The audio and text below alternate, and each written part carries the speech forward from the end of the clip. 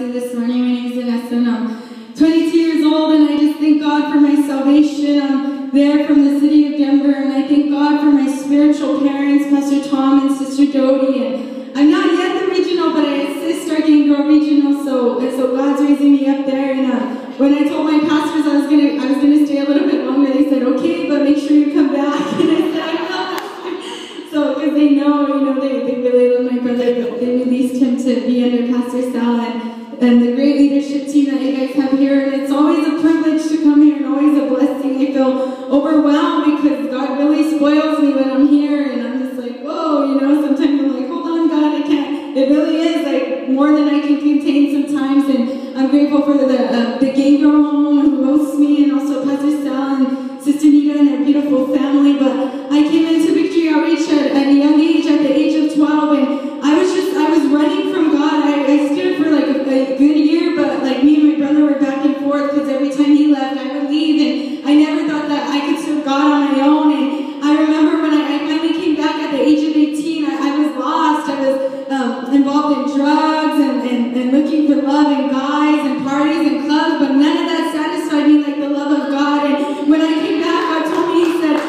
I would have saved him anyway. Like, I would have saved him anyway if he would have stayed. And I just said, okay, God, here's my life. I surrender whatever you want to do. And from there, I went to the West Coast Urban Training Center for 6 months, where God was able to shape me and mold me and take things out and put things in. And I'm just so grateful for this ministry and for everything that God is doing. And there at the Women's Convention, I always leave feeling so challenged because I feel like I'm not doing anything because there's so much more that needs to be done. And I remember Sister Georgina, she spoke the first night, and she said, radical women make significant impacts. And I know Victory Outreach women aren't normal women, we're radical women that are going to make significant impacts. And one thing my pastor preached, it was his last point of his message, but he preached about responding to faith. And